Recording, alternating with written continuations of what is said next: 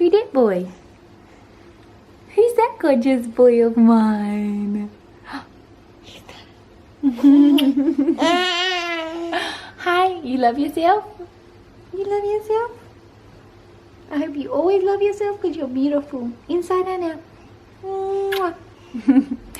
So I was going to film this video with Blake here, but it is proving very difficult. But I wanted to put in some footage because you guys haven't seen him in forever, unless you follow me on Instagram and you see him every minute of every day. But he's here. His big sister is out with my mum because I've been working today, and I'm going to take an hour out of my day to film and edit this video because it is a video that I have wanted to film for the longest time, but I haven't felt ready, I guess. So yeah, I'll go into that once I sit down and film, get changed, get him into bed. But I just wanted to put this little bit of footage in. What is all that? A backpack and a shoe. Just so you can see Blake. And I need to do something with Heidi, which I think I'll do in the upcoming videos. But I'll leave it here for now, and I'll see you guys when I'm changed and ready to film. Doodles, say bye. Doodles? Doodles? Doodles, you want to say bye? Say bye, guys. Say I'm 8 months old now. I'm 8 months old now. I'm 8 months old now. And watching that footage back, I also just realized you can tell I've been to the dentist. I don't know if you can tell. Yeah, you can totally tell. So this side of my face is fully numb, and I can't really move it. Alright, I'll see you in a minute. Hi everyone, and welcome back to my channel.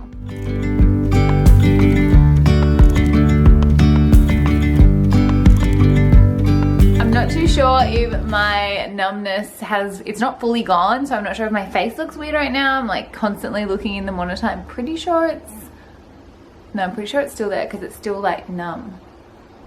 But anyway, we're gonna film it because my kid's gone to bed and the other kids with the grandma, so I can actually film and chat to you guys. So you would have seen a beautiful little Blakey who is now 8 months old. He is just the happiest, sweetest, cutest, caring, lovely, perfect little dude that could ever have roamed this world.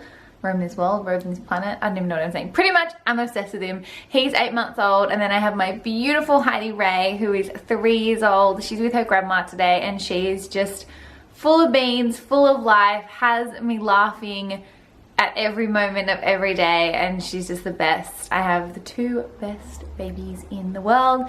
Totally not biased being their mum or anything. But if you are new here, be sure to hit the subscribe button down below. It really helps our channel to grow.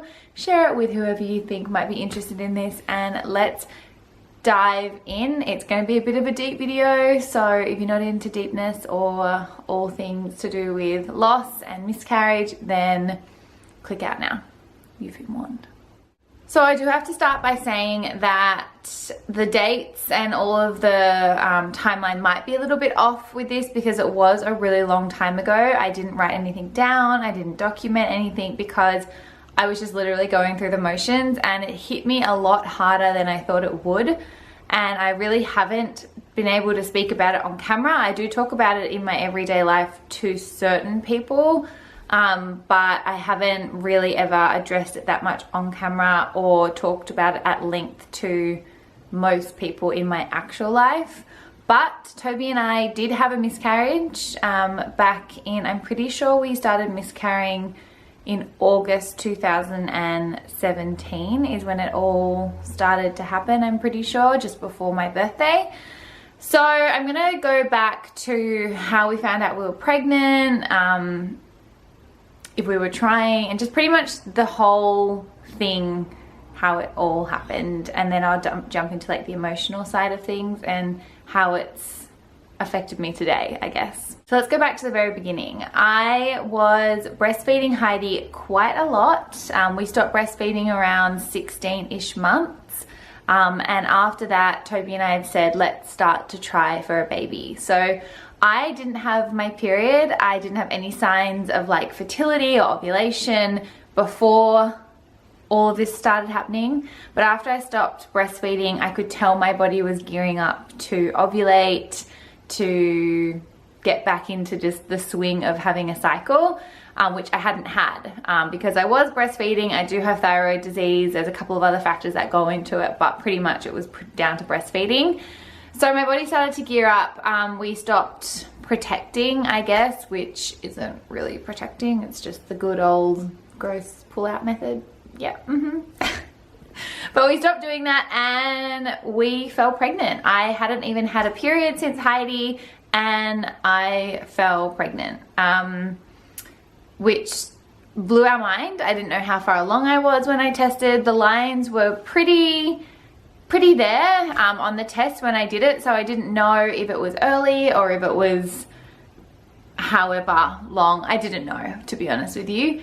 I had the weirdest feeling. I don't know how to describe it. When I found out I was pregnant, I remember saying, yep, like there's 2 lines on the test, but I don't feel pregnant. It doesn't feel right. I don't feel like this is it. I didn't ever really communicate that with anyone other than Toby. I did tell my family I was pregnant, but I didn't really tell them that I was feeling like it wasn't gonna be viable, if that makes sense. In my gut, I just had the weirdest, grossest feeling that something wasn't right. So I booked in with my doctor and I went and had blood work.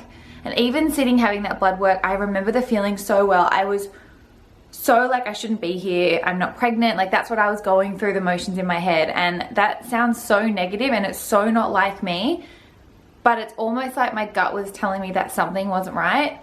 So I got the blood work done and my levels were only at 29, which is so low, like so low. So I got a call from my doctor and they said, look, you know, you could be really early on. We don't know. Let's retest in 3 days. But if this pregnancy isn't viable, we'll need to look at other alternatives. And even just hearing them say, if it's not viable, I just knew. Like I seriously, I just knew something wasn't right. So 3 days later, we tested and the levels had tripled and they were like, yep, looks like a viable pregnancy. I think we're all good to go. Sorry, I keep looking over here because I'm worried I'm blurry and also worried like the numbness of my face is dropping lopsidedness. So sorry if that's happening. But anyway, so yeah, the levels tripled and we were looking good, but still I didn't feel right, if that makes sense. So a few weeks went on. I think it was about 3 weeks. So we thought we were about 8 weeks pregnant or 7 weeks pregnant. And we went in for our early scan and I still felt weird. I felt sick about it. I didn't want to go to the scan. I told Toby not to bother coming. I just didn't feel like I wasn't in a good headspace. I don't know if that contributed to anything and that just makes me feel so guilty.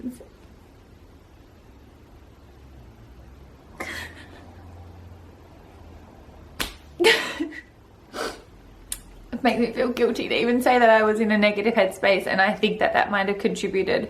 I know it didn't, but it's almost like my mama instincts were telling me that something just wasn't right. So I went to the scan and they couldn't see anything.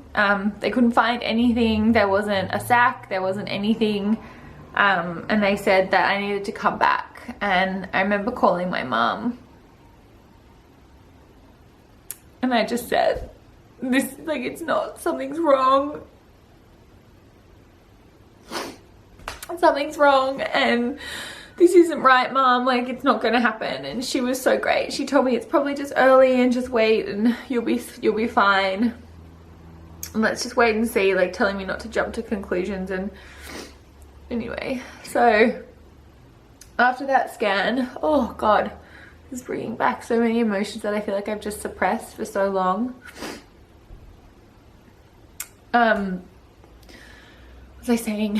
Oh yeah, so that scan, I think that was on like a Tuesday or Wednesday, and they said to come back the following week, which we had booked in. And the weekend rolled around and I was feeling normal. I had no cramping, no nothing, no signs that anything was going wrong other than the feeling in my head. And we were getting ready to go to watch Toby play footy. And he'd already gone. So he'd gone to his game and Heidi and I were packing up to go, and I just went to the bathroom and I wiped and I saw a little bit of blood, and in my head I just said, I know what's happening. and I couldn't get a hold of Toby, I couldn't get a hold of my parents, I couldn't get a hold of my sisters, and they're the only people that I, you know, really felt like I could talk to because I knew I was pregnant. So I ended up calling my best friend Ash, and I just started crying. I was like, I'm pregnant and I'm bleeding and I don't know what to do. And she was really great. She just like spoke to me and said, let's get a hold of Toby. Like, there's nothing we can do right now. Like, do you want me to come? And I said no. And anyway, eventually I got a hold of my dad actually, and I told him, and by this point I was bleeding quite a lot. It was brown blood, which they say can be old blood, and you know, even when I called the hospital, they're like, what color is it? And I said it was brown, and she goes, well, that's a good sign. She's like, come on in, and we'll see what's happening. But I knew what was happening. I knew I was losing the baby. I knew that that baby was never meant to be. Is it wrong to say never meant to be our baby? Because it was our baby, but it was never meant to be in our arms. Anyway, my dad came over and he sat with Heidi, and I got a hold of Toby, and they said, I'm going to meet you at the hospital. And I met him at the hospital, and we spoke to my OB, and she was just sort of spoke through everything. I hadn't even seen her, but she did know that I was pregnant, but I was before the time that you're meant to see your doctor, because I was around, I think around 8 weeks. I thought I was 8 weeks, but obviously there was nothing in my belly. So I don't know how far along I was. I can't even answer that. We got to the hospital, the bleeding had completely stopped, and what had come out was just brown blood. So they were saying, you know, all seems fine, and I literally kept saying, I need a blood test, I need a blood test, I need to see my levels. And they're like, look, if you bleed some more, come back. And I said to my OB, I called her and I said, I need the reassurance of a blood test because I know something's wrong. So she organized for me to have a blood test, and the blood test came back, and I knew that my levels were like at 150 or something, like a couple of weeks earlier. So I knew they would have been in like the tens of thousands by now if I had a viable pregnancy. And they came back at like 130 or 135 or something, so low. And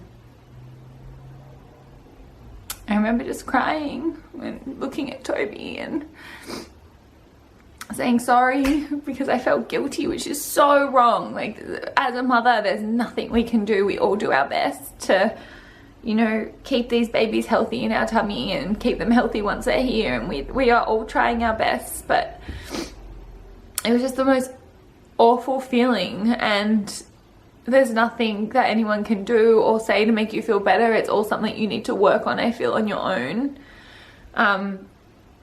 Well, I did anyway. So I remember even getting the blood test, they couldn't get the needle in my arm, and I always am fine with blood tests. They always find a vein. He knocked the vein next to it, which ended up like bleeding everywhere. They did it like 10 times. They finally got the blood. It took like 2 hours for the results to come back. They finally came back, and he was like, yeah, you're still pregnant. Your levels are at 130 something. And I was like, no. And I explained. I said you know, about 3 weeks earlier, I got a result of 150. They've dropped. And he was just really sweet. He just said, I'm so sorry. Like, we'll call your doctor. And what else can he say, you know? So anyway, I went home. I wasn't bleeding. And the next day it all wrapped up, and I miscarried naturally. I didn't end up even having a scan or anything afterwards, because about 4 days later my OB organized me another blood test, and my levels were at 1, I think, or 2, 1 or 2, which is like, you're not pregnant. Everything had cleared out. What I had described to my OB, she told me everything was all good and said we could start trying straight away. And we did. I really, really, really wanted another baby, and I felt like I was so lucky to fall pregnant with Heidi so easily. We weren't even trying to fall pregnant with Heidi, and I fell pregnant with this baby. We fell pregnant so easily, and I was like, this is gonna happen like no tomorrow. And then we had a decent journey of trying to conceive, not compared to most people. I know that there's some people out there that try for years and years and years and years, and it's tiring and it's draining. So my heart breaks for you guys, because it's really tough when you're trying to conceive.